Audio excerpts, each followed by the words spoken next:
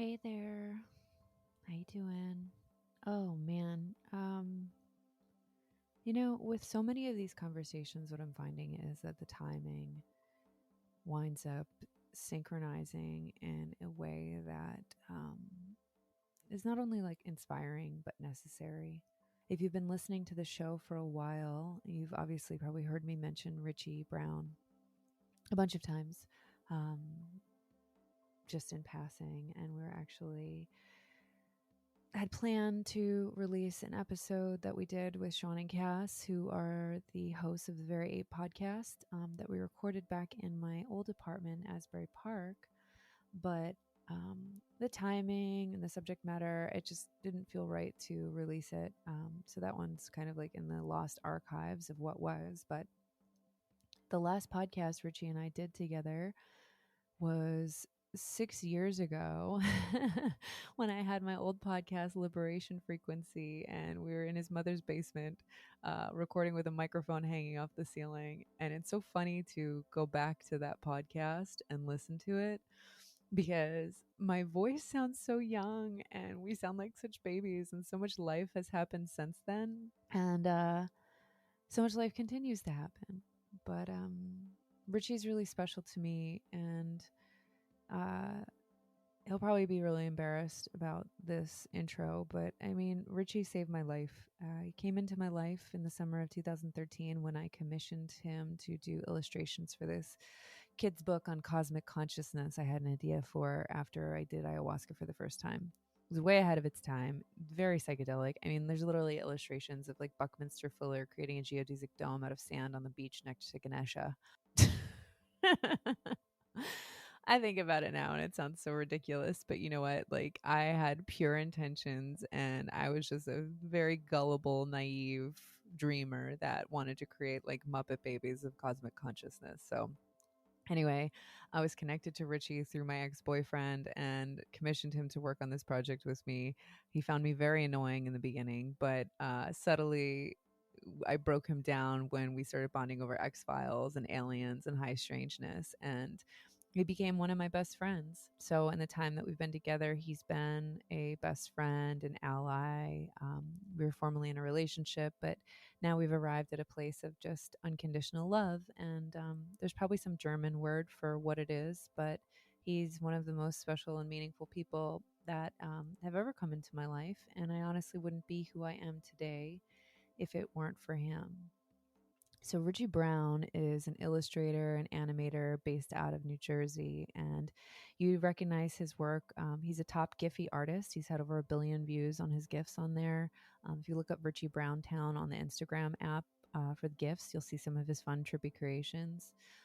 He's done amazing music videos, incredible work, and to me, I know him as like my Larry David Bowie. So that's how I I describe him. We worked together on a show that he did called Uncle No Rules, which never took off, but was really fun nonetheless. And he's got a bunch of different projects in the pocket, and I highly suggest following him. He's on Instagram at Richie Browntown. His website is richiebrowntown.com. This is the first episode for Radio Amenti, but we plan to do a future episode on the grief process, which is something we lightly touched upon in this episode. So the journey of this episode is interesting. We kind of start off a little dark and nihilistic, but arrive in a place of levity and lightness, and talk about our journey of friendship, all the weird shit that we've seen together as I've kind of subjected him to this spiritual space in my early years of being the naive dreamer. um, it's been a wild ride, but yeah, this is a really good one. You can tell there's just a lot of laughter between us, and I think it's just a really good conversation, and I hope that you enjoy it. So again, definitely check out Richie's work. I hope you enjoy what we talk about here and getting to kind of know our connection and friendship a little deeper.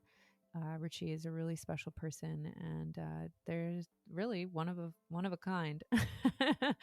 We talk a lot about like friends that we know. So as we talk about Brandon, I just want to like preface that the Brandon we're referring to is Brandon Asraf, who's the lead singer of Brick and Mortar, which is an amazing band that I love very much, and I highly suggest that you follow. It's Brick plus Mortar.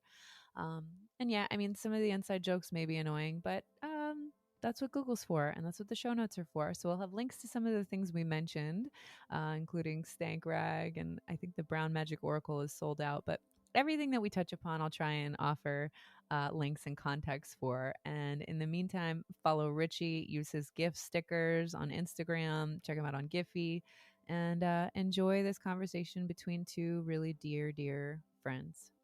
I love you all, and see you in 2021.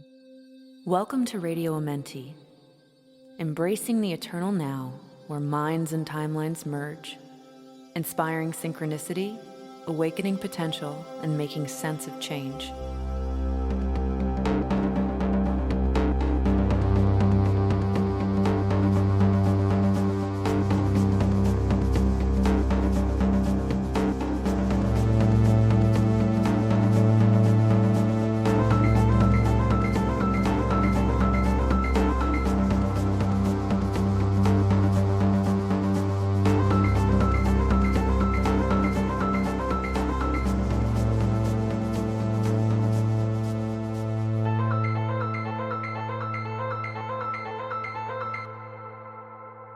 So it's really funny to think that the only other podcast we did together was like 6 years ago. Yeah. And I mean, we did two actually. One that never got heard by anyone, which is the one with Michael Horn. And then the other was kind of like our origin story. Oh, yeah. Didn't we? I thought we did one where we talked about him. I think we did. That was another one that never got released. That was the one that we did with Sean and Cass. Yeah, that's right. I actually was just talking to Cass before we started podcasting, and she said to say hi. Oh, yeah. I'll. You'll be our go-between. Tell her I said hi. I will. Well, I mean, now that like so much time has passed, and I've mentioned you so many times on this show, and like I talk about you all the time, it's kind of funny to like finally now be like, all right, well, maybe we should kind of just like talk about like who you are, how like this friendship came to be, and just some of the weird shit that we experienced along the way, and just fractal out from there. Yeah. So maybe I should begin the story of like what did we meet in summer of 2013 when we got connected and I commissioned you to create drawings for my psychedelic children's book. Yeah, your spiritual Muppet Babies book. Yeah. I mean, that's essentially how I pitched it to you, and Mm-hmm. yeah, you know, like you say it best with like how what did I like ask you to draw Jesus with a different nose? That was Yeah. Yeah, I mean, I drew Jesus with like a big old swinging dick nose, and you were like, no, no, no, give him a cute nose. And I was like, oh, what am I doing? Like Precious Moments, babies? Like what is this? Um, but I mean, it's just funny because like I was so annoyed doing that project, but I just have like I'm realizing as I get older, I just have a problem with people telling me what to do. yeah. But so that's how we met. You were my boss, and you were telling me what to do.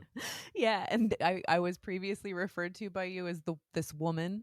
This woman. Yeah, in my head, you were like 45 years old because you were in a position of power, and you had a chunk of cash to give me. Oh my god. Well, you know, luckily we bonded over X-Files, right? Because I feel like that's the thing that broke down that barrier and eventually like a friendship came from.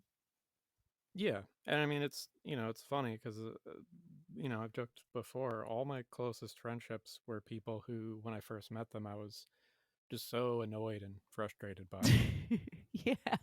I mean, I feel like I don't sorry, what you I don't know what that says. I don't know what that says about me or those people, but that's I think you're just flypaper for a certain type of person, you know, as different as Brandon as I are. I feel like there are some spaces that we occupy similarly. Um and yeah, I mean there's a certain archetype that you attract of like, hey, want to be my friend? Let's create stuff. yeah. But I mean, I think I think back to like the beginning of our friendship and just all the shit I put you through and all the events that I made you go to. And like, I recently had told the story about the alien toilets. Oh, did you tell it on here? No, so I feel like it would be a great opportunity to tell tell it from your perspective. Yeah, that's one of my favorite stories. Um, so we should I just go into it or Yeah, just do it. we went to go see Travis Walton, who, if anyone who's listening isn't familiar with, he's who that movie The Fire in the Sky is based off of, and it's about his alleged abduction experience and all the terrible things that happened to him on the alien spaceship.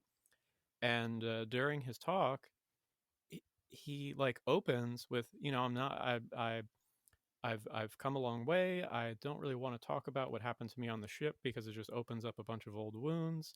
So I would appreciate it if you don't bring up like what happened on the ship, which is just kind of funny because why would you even do like a talk about aliens and UFOs if that's like your main claim to fame?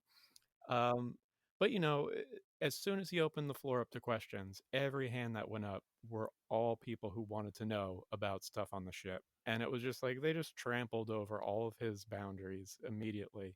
And there was one guy in particular who he was like, in my mind, just covered in a thin layer of sweat and was like, um, I was just wondering, like, when you were on the ship, if maybe, like, by any chance you, like, used a toilet or saw any toilets or, were there any toilets visible? And, Travis Walton's like, I don't really want to talk about that, but, no, not that I remember.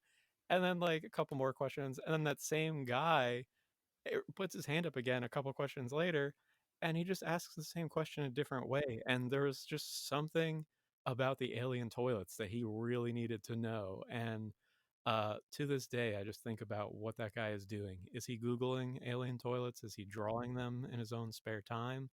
He just seemed like he was just he was it was driving him mad, like a Lovecraftian madness. With He just couldn't handle it. He couldn't handle not knowing. he needed to know, do they have urinals? What do they sit down? Where are their holes? But Uh, don't they pee out of their skin? yeah, I guess so, right? That's why they're stinky. That's why they're stinky. I mean, it was just so absurd. Like, yeah, I wonder what he's doing, or like maybe we don't even know this, but maybe he did go to that other awful alien event that we went to, that Alan Steinfeld one with the octopus on the bottom of the sea. I mean, there's just so many fucked up things, but that one's another good one too.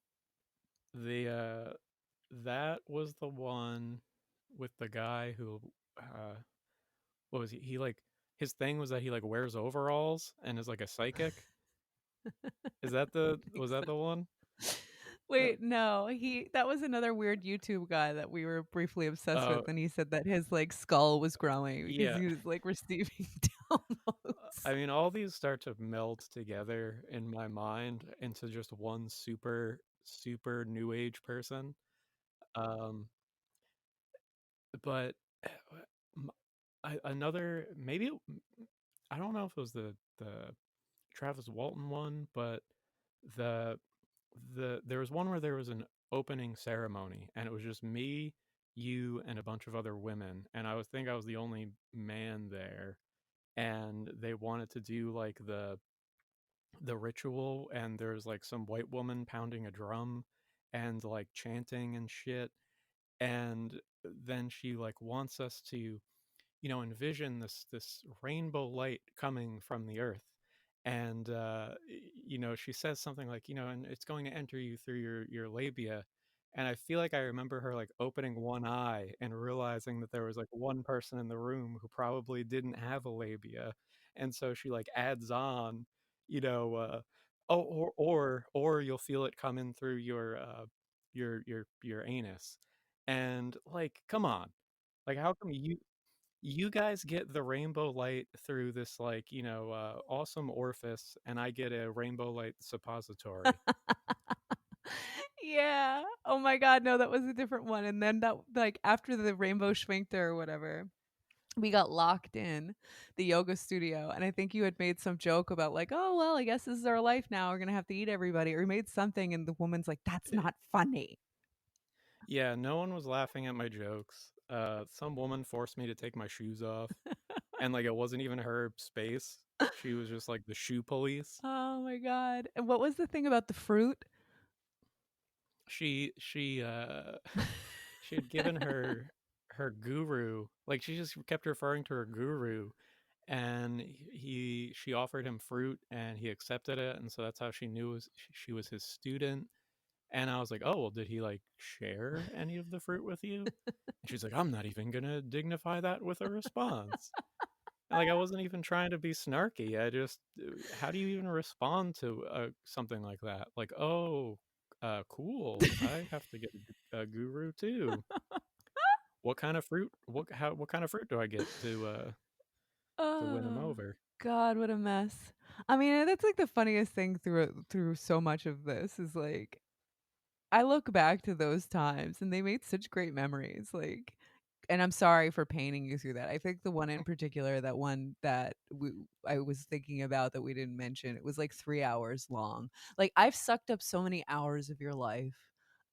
I always go thinking it's gonna be like cool, and then I'm like, wait, this is 7 hours long. I don't remember this being part of the pitch. Yeah. And then afterwards, you're just left feeling tired and defeated, and then maybe just have like one little pearl of like a person doing something bizarre where you're just like, okay, well, I guess that made it Yeah, worth it. yeah. I mean, I went, and I attended, and I feel like I have a knowledge that maybe some people don't have. Yeah. That's my, that's part of my journey. I held space for all those people. Chief helps space holder, renegade life coach. But I mean, I'm sure like a lot of it was like fodder for, the whole thing of like just finding the satire in it all, and like the actually it's like the sadness too, like when what was it, like 2 years ago for that beach cosmic beach house or whatever, that's when you did the aura photos, right? Oh yeah. Was that like, give me your thought process on like how that was inspired and came to be, and just kind of like S- that whole thing. Well, I mean, the character that I was playing for this, and for people who are listening, this was a an art show I had done for like a photo project I was doing, and a significant part of the project is just doing characters, and so I attended the event not as Richie Brown, but as Steve the Shaman, who would be providing aura portraits. And so I like grew a soul patch out and went wearing some sort of like dashiki styled shirt with no pants on underneath, and I was like barefoot, and I was wearing like turquoise jewelry, and I think I had a fake earring, with like I like slicked my hair back, like just everything about my persona should have been read as a joke. And like I think some people got the joke, but a lot of people did not, and they just so quickly accepted my authority as a like spiritual person and a person who does aura photographs. So I had like a little booth set up, and on one side you go in and you sit down, and I hand you these crystals, these glass diamonds that I got from the craft store, that I like taped wires onto, and then those wires lead under a partition that you can't see through. And then I'm on the other side of the partition, and in order for me to get in there, I have to like crawl on my hands and knees to to get there. So just like, again, like everything about this was designed to feel like it was a joke, and people still took it seriously. And so I'm on the other side of the partition, and I tell the person they have to hold these two crystals, and they have to hold them for 3 minutes in order for this aura portrait to work. Meanwhile, I'm taking their picture with a regular camera and then sending it to my computer, where I'm photoshopping an aura around them, and then I'm sending it to a like a Polaroid printer that is printing the images on a Polaroid image, and then I'm giving it to them so it looks like a traditional aura photograph. But my little add-on is that I was also photoshopping in like ethereal beings, one of which was like a goat, some like goat uh, poking his head through like a heart-shaped hole. There was like some plastic shiny mask man.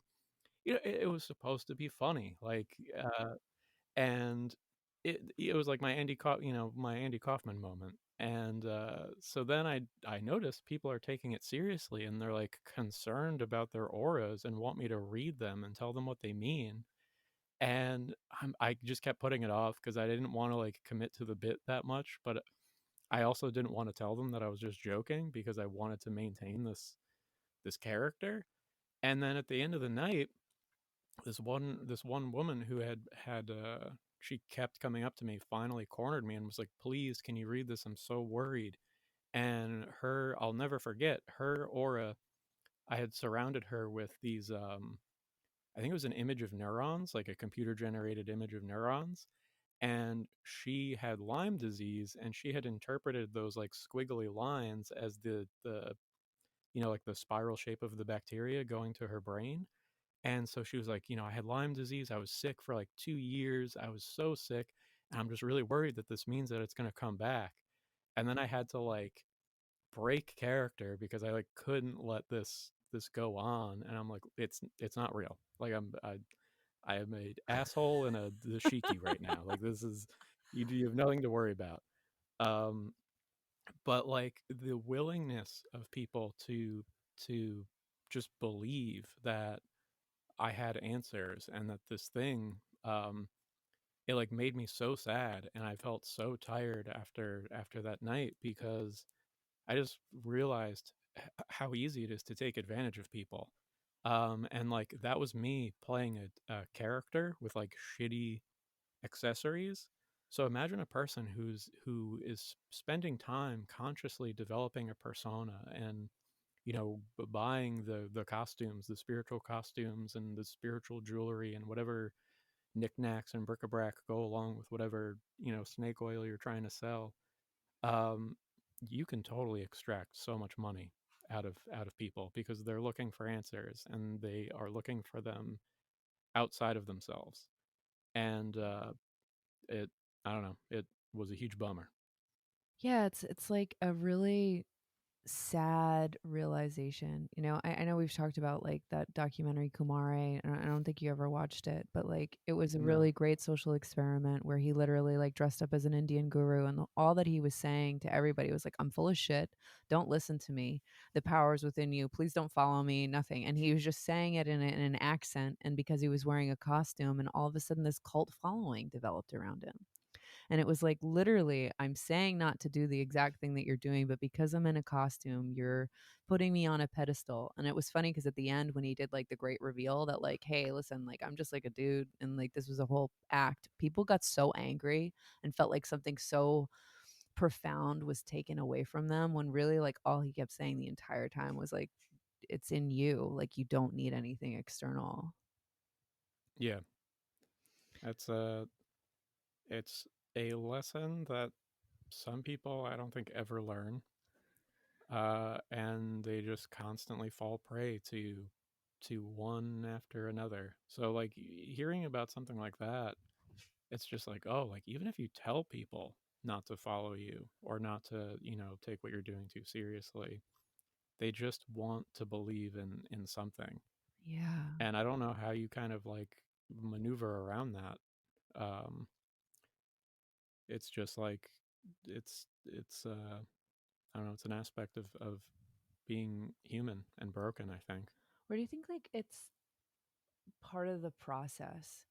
I've tried to come to terms with it a lot, especially like as you've seen the phases of my own evolution from being like so naive and gullible to being like really angry and like just disenchanted to just finding a place of like balance. It's like, I don't know, like it's a weird funhouse mirror of things that I feel like a lot of people go through and hopefully can arrive on the other side. But I mean, it's weird to be in the time that we're in now where like, conspirituality and like, I don't know if you watched the Nexium documentaries about like the cults and whatnot, but Oh yeah. it's all a bigger light is being shown on all these things and how predatory they really are. And it's like a formula that people play into. It's weird. Yeah, well, I guess that's what I kind of meant by it being part of being human. Like, because there's a formula, then there must be some sort of mechanism in our brain that makes that formula work. And it's like they found a way to hijack whatever evolutionary process is responsible for that. Um, it's I like, but I mean, you can kind of see who is going to fall prey for something like that. Like anyone with a history of trauma, anyone who, I mean, really, actually, I'll stop the list there. Anyone with a history of trauma. Yeah. Anyone with a history of trauma, uh, that's the biggest one, um, and I feel like a lot of the things that kind of suck people in, they act as this. It's like a false uh, sense of security or sense of self worth, and you identify with this group rather than like really truly learning about yourself, which is like why I feel like anybody who is seeking should just seek therapy, because they will direct you in the actual direction you need to go. Um, and like stop giving your money to gurus and just master a skill and feel good about yourself. Like that. That's But it's interesting too, like, when you think about the like I'm gonna try and say the word, but I feel like I'm gonna get tongue tied, like the fetishization of like the new age stuff, when really it's just like the other side of the pendulum of the church stuff. And I mean, it's always so funny to me, like when I think about like Richie, that was like the church goer. But I mean, it's like same thing, yeah. different packaging, right? It's yeah. And again, the same mechanisms. It's always kind of this feeling that you're a part of something bigger, and that understandably so. No one wants to feel like there is no meaning, or that you are like you're alone, and like I feel like it gets difficult to talk about stuff like this because it's such a complex issue.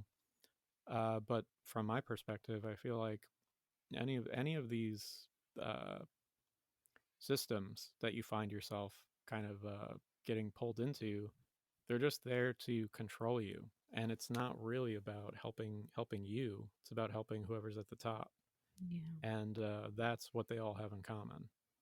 Yeah, there's always a top down model. It's not like it's a Yeah, really like you think that you're a part of a community or you're part of something bigger, like, with the new age like narrative of like, we're building the new earth or whatever. But it's like, no, it's a still top down capitalistic model that's based off of the broken system that keeps perpetuating. yeah. I mean, how many people do you know who did some sort of heavy psychedelic, come back, and they're like, I've realized that everything is bullshit, and I'm deciding to be a different person. I'm quitting my job. Everything's bullshit except for this one thing, commodifying things and selling them, and that is not bullshit. And so now I'm just gonna do that, but with like a spiritual voice, Yeah, and you beads, know, more beads. and beads. I need as many beads as possible to fill that empty hole. Yeah.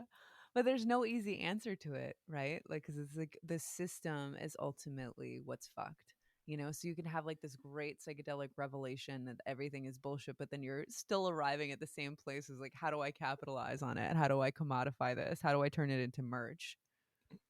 Yeah, well, and you also still have to survive. So like even if you did kind of recognize like, oh, all of this is false, you still have to go to the real world, and you still have to pay your rent, and you still have to have health insurance, and so you have to find some way of playing the game, to get the fun tokens so that you can you can live. Fun tokens being money, Yeah. by the way. um and so that's what becomes difficult, because I think it's very easy to just be like, uh you play the game and then you forget it's a game, especially when the stakes are high, so high for for some people. Survival being being the stake. Yeah. And I mean, we've seen that now, especially in the fucking crazy time that we're in, that what do you even do? Like the world is falling apart, but I still have to find a way to like make money and like feel some Mm-mm. semblance of like okay when everything's really not or and never really has Yeah. been.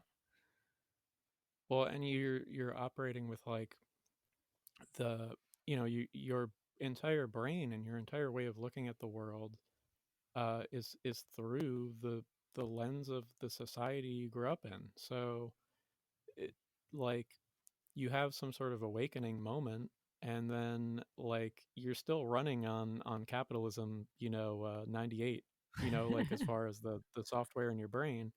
So like you almost can't think of like alternative options for like, well, what would we do instead of money? I'm not gonna do a bunch of work and then have someone else profit off of it. I feel like that's the thing that people always come back to is well, why do I have to work and then someone else is going to take advantage of my work, as if that's not already happening right now, like with your boss or whoever is above you. It's just people, we've been trained to feel like it's not fair when it's a person who is below you that's reaping the benefits, and in most cases they're not. Like those people are still in poverty. They're in poverty, but they're getting food stamps and they can buy a nice dinner every now and then. I would much rather that, I would much rather have taxes take out of my pay to go to that than to have it fund a war or fund somebody's yacht purchase. Completely. But the problem is like the structure that we've been kind of like fed into is like this idea of like us and them or lesser than or like competitive or somehow like we've dehumanized humanity to think that like the idea of deserving or whatever, or Yeah. even just like the new age stuff is so white.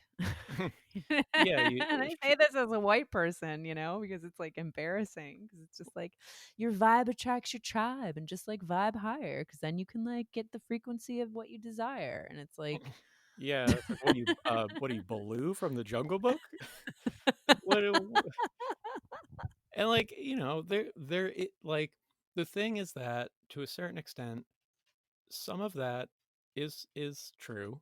Like if you're positive, you will attract other positive people, and like you can't explain how certain things happen sometimes where it's like, oh yeah, like I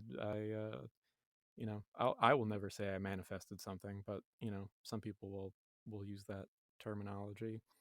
But at the same time, that's not it's like not real.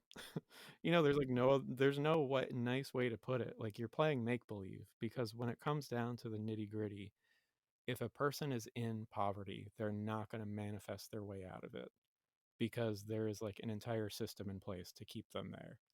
And so the people who just believe that what worked for them is going to work for everyone else is just kind of showing how privileged they were to have that experience, because it's like yeah, I just manifested my trust fund money, or I manifested the connections that my parents had. yeah, or like it's like not that different than the fucking let them eat cake. Yeah. It's the same thing, just a different fucking veneer and a different decade.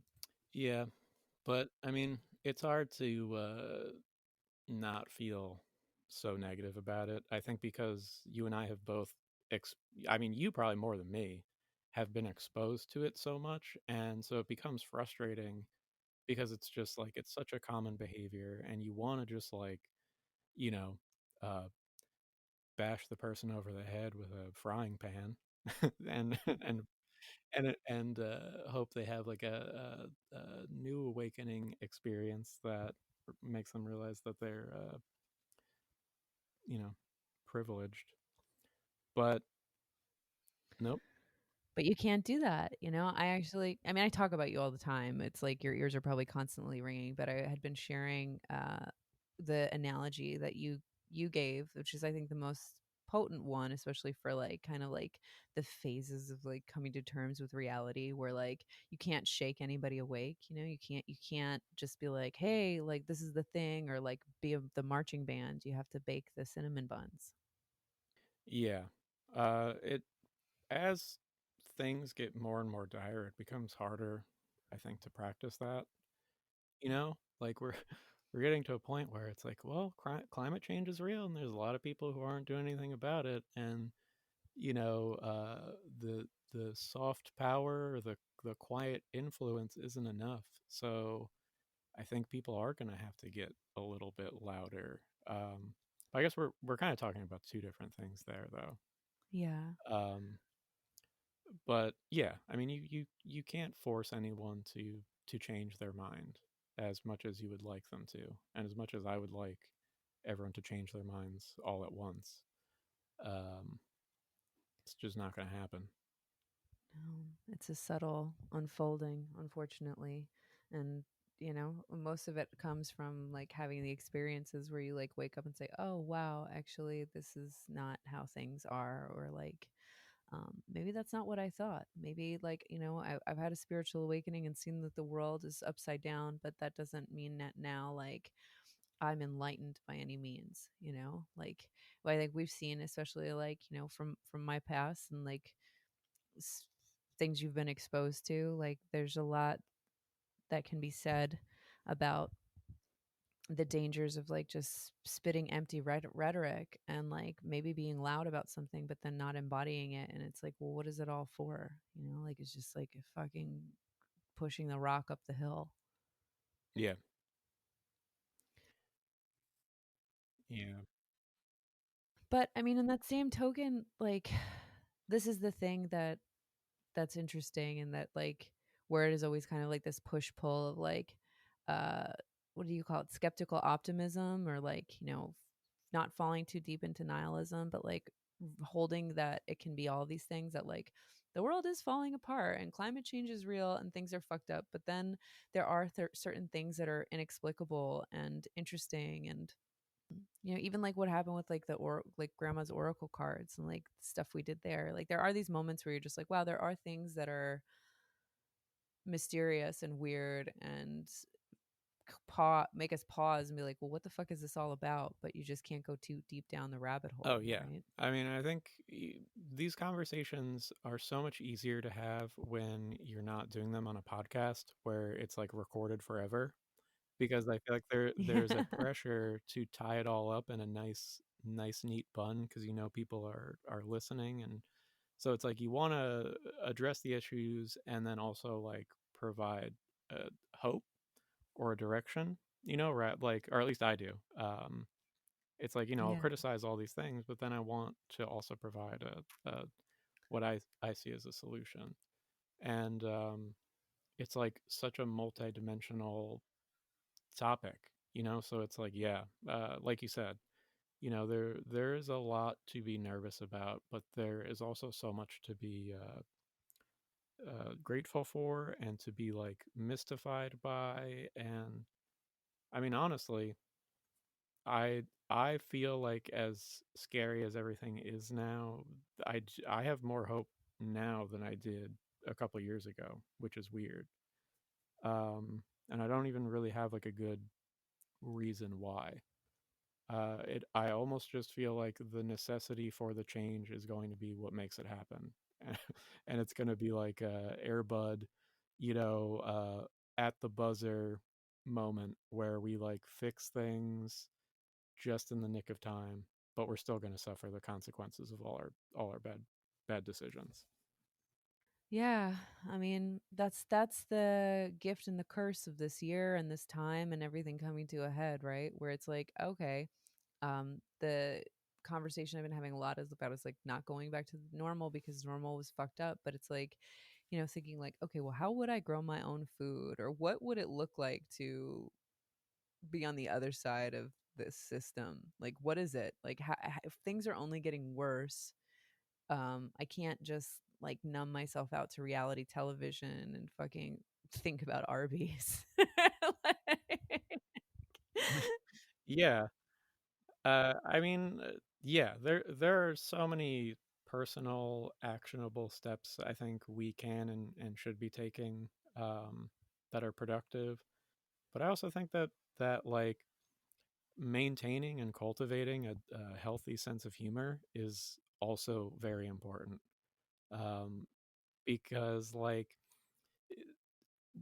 the future is going to be about collaboration and working together, and that's the only way we're going to get things done. And you do that best when you're doing it from like a happy, jovial, snarky place. Um, like we should be serious about our goals, but not serious about anything else. And that again, how do you you can't force that to happen. You can't force people to have fun or have a sense of humor.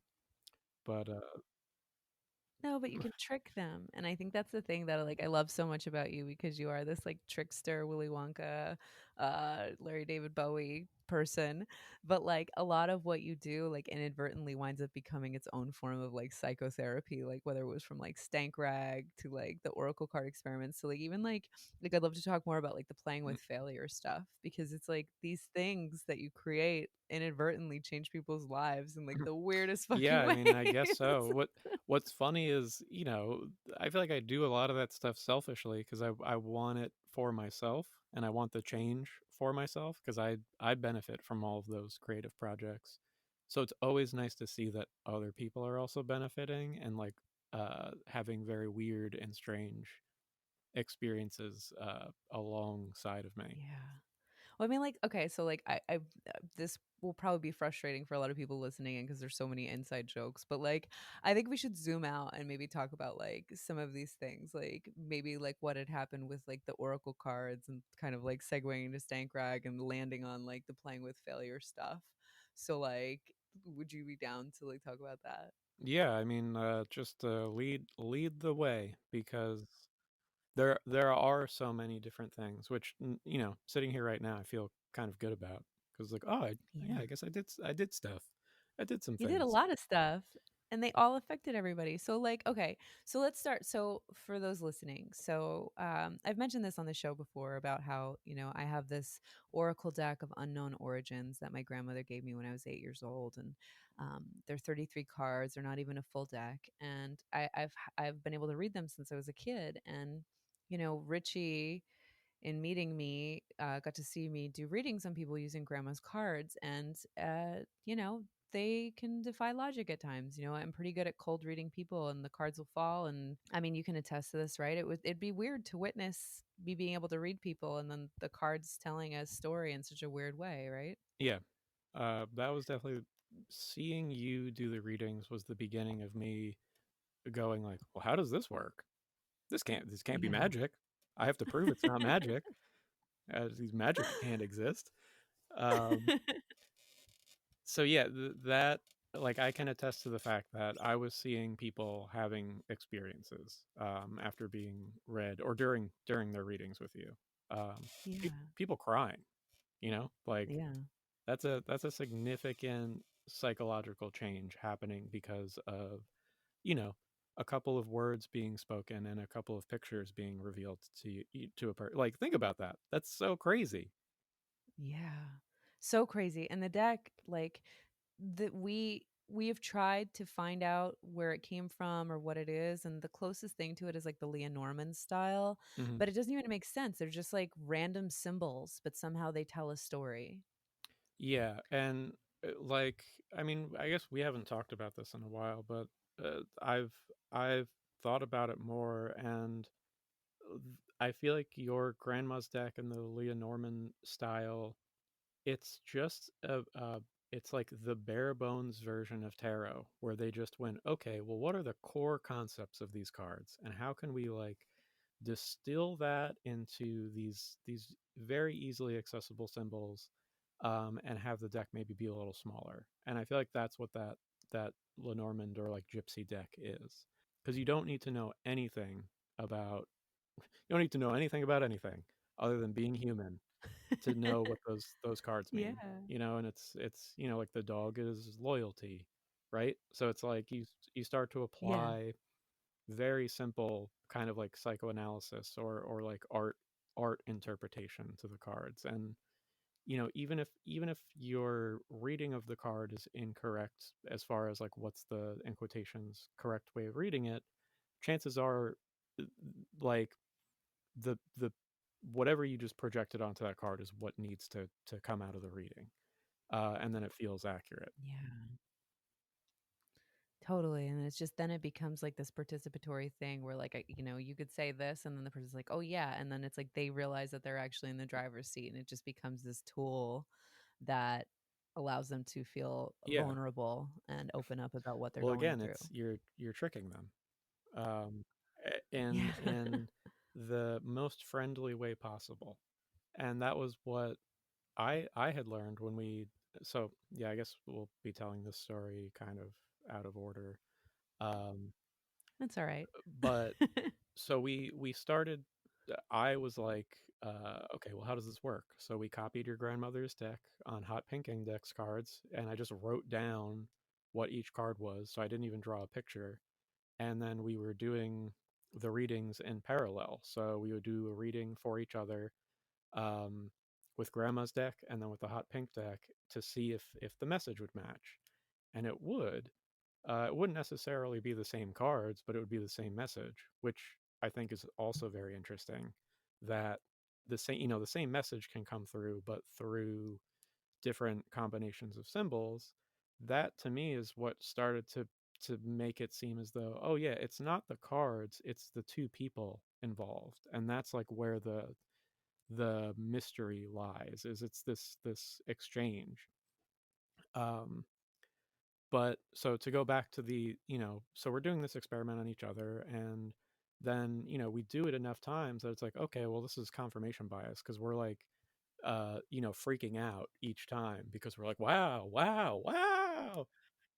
And you know But there were a few times though, Richie, where the cards still did fall almost in like the same order. Like in between all the random ones that were telling the same story, there were a few times that we high-fived and we're like, "What the fuck? How?"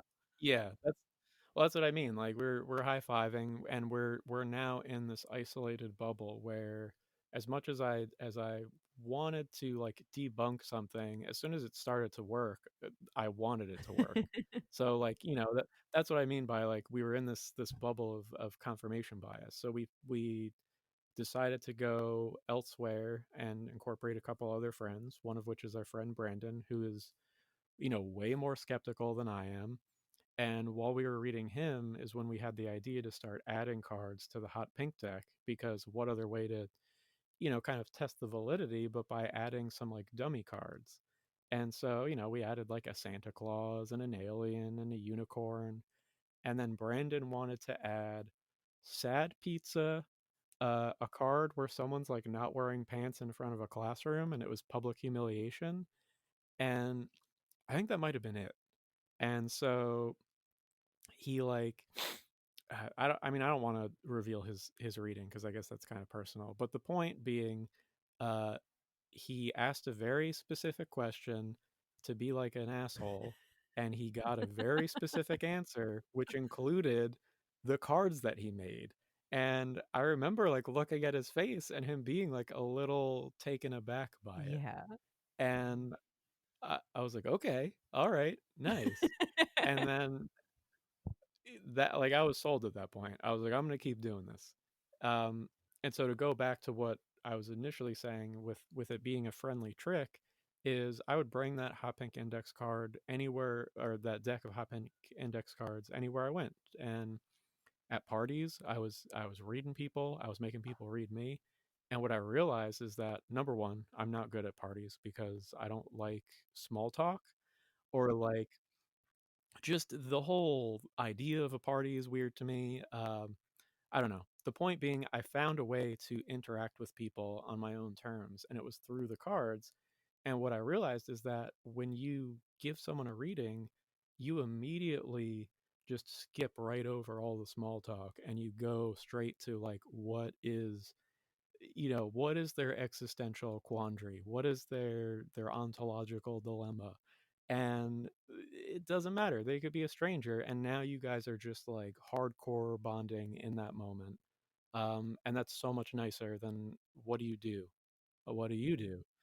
Um, and so, yeah, so to tie this up, it's a nice trick. And I still don't know how it works. I just know that it does. Yeah.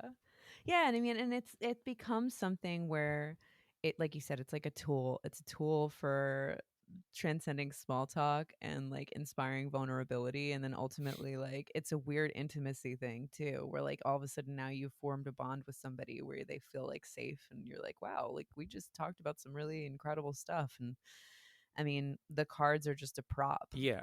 And all because of a picture of a Santa Claus, or all because of a picture of a snake and a A mailbox. dog. Yeah, and a Yeah. mailbox. Uh, Yeah. and that's that. And so, yeah. So then eventually, uh, I kept having people add cards to the hot pink deck. And then once I felt like I had a solid deck of like grandma's cards and these new cards that people added, I decided I would make a deck with like photos and photo collage, and then have it printed. And I was going to call it Brown Magic, the Brown Magic Oracle deck. And I did it, and then again, a very nice feeling to bond with people while like what is sitting between them and me is like a picture of a poop and like a smashed ice cream cone, and Santa Claus with, like Or the Vice card yeah, with the yeah, condom the filled. condom on a donut. Like for me, that's like it's such a nice place to be, because you're having this very serious, intimate moment with someone with this very absurd, uh, you know, prop in between you. And at least for me, that's what works. And Yeah. but yeah, I'm so glad that I was introduced to your grandmother's deck, and that whole practice, through you. Yeah. I mean, we've had so many great times. I mean, it's like it's so funny like thinking about all that stuff and just like wow, that was like a long time ago and so much has happened and like these weird kind of like fun house mirrors of effect, like the cards and then the deck that emerged from it and then everything that kind of came from like your our experiments and like your show with it. But then that same effect is what kind of transcended into like the Stank Rag thing where it's like you're dancing in this space of like absurdity and ridiculousness, but then somehow when like you got cereal all over your face, like you're sharing like your like deepest secrets Uh, and like feel safe to do that. Yeah, I mean, I don't even know what is going on there, but it is so common and so strange. And then, for the people who are listening, Stank Rag was a project which actually, if to make myself seem a little more mystical, it came to me in a dream. I had a dream that I was running a fetish magazine for fetishes that did not exist. And I woke up from this dream and I texted my friend Christine and I told her about it. And I was like, let's actually do that. So that was like the starting idea for Stank Rag, is that it was going to be a magazine for fetishes that didn't exist, and the hopes that it would make people develop those fetishes. And so the first issue was going to be serial themed, and I like was very particular because I wanted the fetishes to be like, I mean, there's always a sexual element in everything, but Yeah. I felt like it was important for the pictures to not be explicit. And because those are the fetishes that I'm like most fascinated by, are the ones where you like you can't sexually connect with the thing that you've developed the fetish for, because it's impossible. Like the people who are like obsessed with dragons having sex with cars or whatever. It's just Yeah. like it it's fascinating to me because there's like I don't know a nice way to say it. It's pathetic, or like where there's like this awkward patheticness about it. And so that was what I was trying to capture with Stank Rag, is these people trying to merge with this thing that they are sexually obsessed with, but failing. Um, but then, like, that was the idea. But then when I started taking pictures of people, and Christine, when she got involved, kind of starts to take it in a different direction. And now it's more about just like making people look nothing like themselves and like, just seeing what happens and then taking pictures of them while we're burning their retinas out of their eyes with very bright lights. Um, and then in the process it's like I guess there are stages, right? So you're getting makeup applied, which is very relaxing, and people do loosen up when like someone's touching their face and they start talking about whatever. And they have And no next thing control or any idea. Like, we also yeah have to preface it by saying that too. yeah. So we are, Christina and I make a very good duo, because she's very like um strong in her personality and confident in her personality. So she's like, okay, yeah, so we're just going to cover your face in Vaseline. And like, before you can even think of objecting, you're already covered in Vaseline. Um, and deal with it. And so, like, yeah, it is like, I guess, a little bit of an ego death, right? Where you are no longer you, you're something else. And I think that gives people maybe permission to be a little weirder. um but then, like, they become this character, and then sometimes like, it's like we're giving them these crazy mixed demands, like, one eye is angry at your dad and your mouth is happy because it got a job promotion and your arm is throwing a football. um and like, just shout some stuff, just tell us how you're feeling. And like, someone's now screaming in a mirror while they're like, uh they've got a mouthful of cereal and they're just, I don't know, talking about whatever, just bottled up. And then like, we're like, yeah, yeah, very good. And then like internally I'm like, oh damn, like this is getting psychological. um and then at the end of the shoot, I feel like everyone is exhausted. Like, we all participated in some sort of childbirth scenario. I light up a cigar at the end. Like, yeah, we did it. But it's so weird. Yeah. Yeah, and as that project kind of unfolded, more and more people wanted to get involved who I didn't know. And so now there are like strangers coming to me who are like, please cover me in slime. And then like, uh, uh, that process is very strange because it's like I mean, I can tell this story because I feel like he would appreciate me telling the story. But I did a series of photo or video where I was painting people's noses and filming their knees.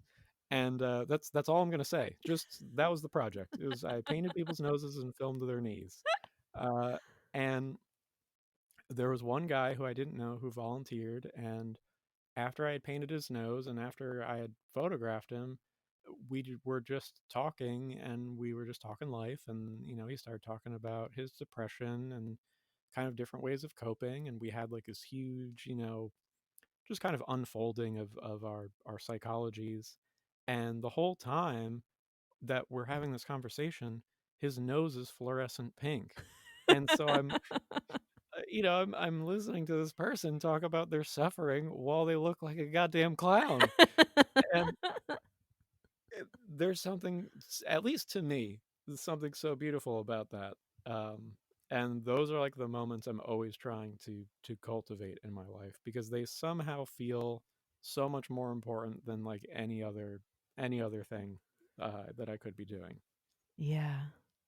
Yeah, I mean, then they are, like like, there's how do you intellectualize something like that? I feel like that's what ruins the magic of it, to be like, how can, like, just having a fucking hot pink nose or like, Vaseline in your hair, like, all of a sudden, like, open up some portal, but you know what? It Yeah. works. Yeah, no, I can't go into it being like, well, today I'm gonna be someone's therapist, because then it's just like it ruins, I think, the innocence of the spontaneousness of the moment. Um, Yeah, but it's just like it's guaranteed to happen, and I don't know if always. other people who take pictures have that experience, but that is my experience time and time again. I think it's probably part of the process. Like when you come out to LA eventually at some point, I'd love for you. Yoshino has been on the show. So for those who've listening, he's a photographer, and like it was a similar but different thing of like I feel like there's something that happens like when you know that you're being observed, all of a sudden like whether it's like whatever it is, you just talk more. I don't know if it's like a nervousness, but I don't Hmm. know. It might be part of that process. Like the creative process, there's some weird healing thing that comes from it. At least I think in my own view of it all. Oh, yeah. I mean, I didn't even realize that. Like I've been making things for years and years and years. And it wasn't until recently that I realized like, oh, it's because I'm mentally ill.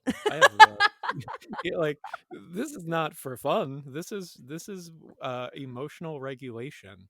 And like I do it most when I need it, and then when I don't need it, I'm like not as interested in it. Yeah. And I think that like when and I guess we could use you as an example like when you do creative stuff I feel like you like all of a sudden there's a change that happens right like after you feel good about the thing you made or maybe you don't even feel good about it maybe you throw it away but something about the process of just doing that it's like you're something's going on behind the scenes in your brain. Yeah. Completely. Completely. And I think again, like kind of like circling back to the beginning of this conversation about like this like capitalist society and like this idea of like guilt over like not creating something that you're going to sell. Like when you can get past that point and like just like what you and I used to do with like dolphin montage or like ET from like what you do Mm. with like ET from memory. Like when you're just doing it just to do it and like to have fun with it, like it changes you. It changes you just to like create something and have something move and then you're like, "Oh shit, I feel better now. Wow, who knew?" Yeah, well, it's almost like, um, and maybe I won't articulate this properly, but when you had previously mentioned like it's all process, I think that's like the thing I keep coming back to is it is all process, and you are process, and everything in the world is process, or you could replace process with change. Um, and so we associate art making with having a product because again, we're running on a capitalist mindset where everything you do needs to boil down to something that can be commodified and have value, which is a product. Uh, but that's not really what art making is supposed to be about. It's supposed to be about the process. And if you worry about the product, then you can't participate in the process in an honest way. And when you allow yourself to do that, and sometimes you have to trick yourself into doing that, that's where you get all the benefits from the practice. And in most cases, the final product is good. Yeah. It might not be marketable, but it will be it will be good. Whatever good means to you. Yeah. Or even good in just like a memory, like that somebody could draw like a fucking big chungus with their other hand and it's like they have this Yeah. token they can look at and laugh at for the rest of their life. Well, I think that's why I like children's art so much because they're more interested, up until a certain age in just making marks on paper. And then like, they forget about their drawings and their parents in a lot of cases just throw them out cuz it's a big mess. Um but those are the drawings I like the most because they're so distorted and weird and abstract. Um but it's entirely the result of being more concerned with the process and not the product. Yeah. And then at some point, we as children discover that we need to have a good product, and then we realize that we can't do the good product, and then we quit. And Yeah. that's a sad, sad day.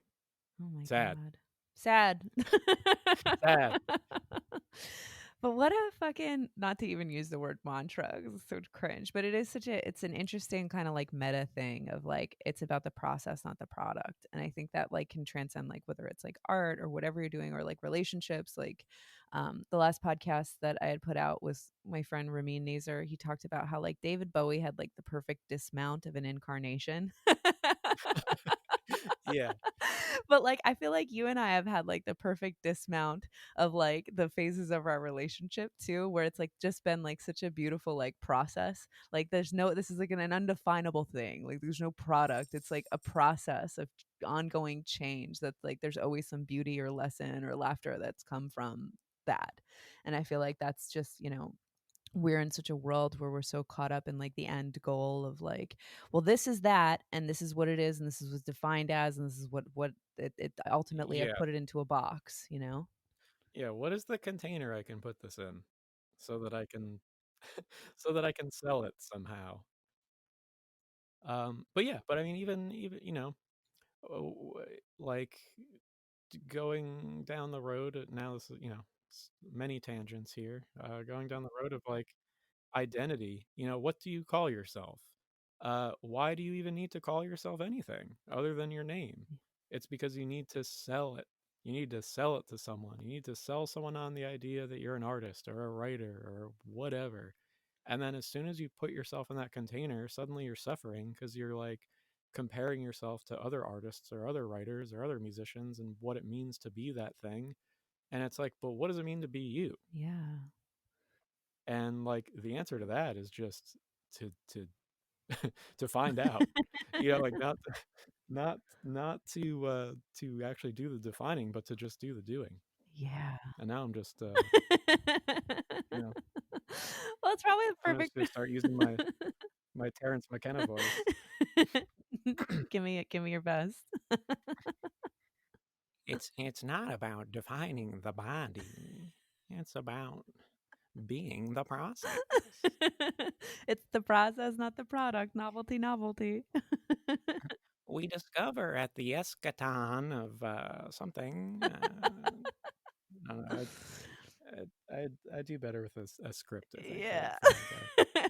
Oh man. Well, I mean, this flew by as always. I feel like you and I mean, like that's the thing about us is we could talk for like 5 hours straight and all of a sudden be like, well, where has the time gone? But I like to keep these at an hour.